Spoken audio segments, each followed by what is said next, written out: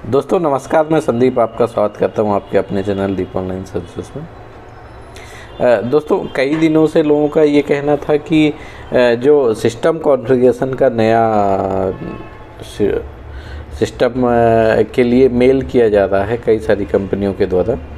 System configuration यानी minimum configuration की उसके लिए क्या चाहिए आपको।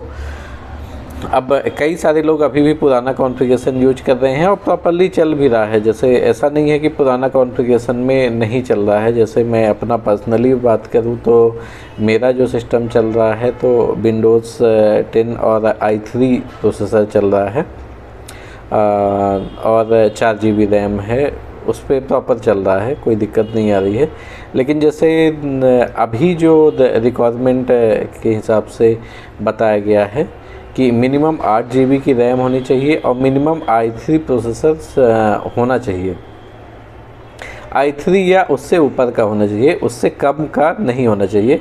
जिनके पास इंटेल का प्रोसेसर है, अगर राइजन है तो राइजन 3 होना चाहिए, राइजन 3 या उससे ऊपर का होना चाहिए।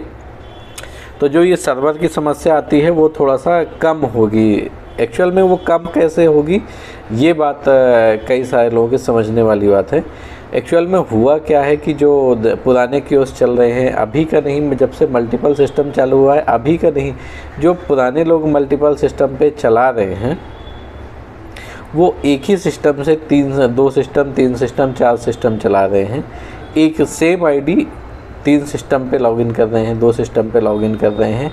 कॉन्फ़िगरेशन अगर आपका पेंटियम से नीचे वाला कोई भी प्रोसेसर है तो उस पर सपोर्ट कर जाता है और एक ही आईडी 3 सिस्टम, 4 सिस्टम पे लोग चला रहे हैं। इस वजह से जो नए लोग चला रहे हैं, जो CPU आईडी उसमें CPU आईडी फैच वाली दिक्कत नहीं आ रही है। जो पुराना सिस्टम पे ऐसे सिस्टमों पे चला रहे हैं, जो नए सिस्टम है उनमें CPU आईडी रहती है और CPU आईडी नॉट फैच की दिक्कत आती है अगर आप लोग RBO से मैपिंग नहीं कराते हैं तो।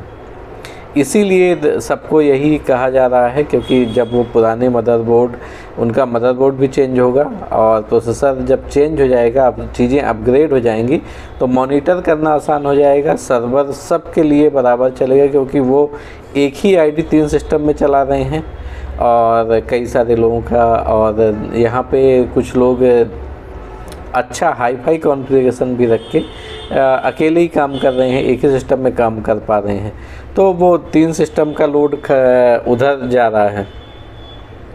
तो इस वजह से जो नया अपग्रेड होना है तो सभी लोगों को मिनिमम कॉन्फ़िगरेशन मैं आपको बता देता हूँ। Minimum 8 GB RAM, Intel i3 से हायर वर्जन का प्रोसेसर, इंटेल i3 या इससे हायर वर्जन, या अगर राइजन है तो राइजन 3 या उससे हायर होना चाहिए। अगर आप SSD लगवा सकें, हार्ड डिस्क जो HDD यानी हार्ड डिस्क होती है उससे अच्छा SSD होता है। SSD में प्रोसेसर काफ़ी फास्ट काम करता है, प्रोसेस काफ़ी फास्ट हो जाती है। तो 256 GB की या 512 GB की, 512 GB हालांकि SSD काफ़ी कॉस्टली हो जाती है, तो 256 GB SSD लगवा लें तो सिस्टम आपका और फास्ट हो जाएगा। इससे आप बेहतर काम कर पाएंगे। तो मिनिमम कॉन्फ़िगरेशन आप ये समझिए कि 8 GB रैम होना चाहिए, i3 प्रोसेसर और 256 GB SSD होनी चाहिए, तो आप प्रॉपर काम कर पाएंगे। तो उम्मीद करता हूँ दोस्तों सिस्टम के लिए जो लोगों का कन्फ्यूजन था वो ख़त्म हो गया होगा। चैनल को सब्सक्राइब कर लीजिए, जिसमें हम आपके लिए ऐसे ही वीडियो लेके आते रहते हैं। धन्यवाद।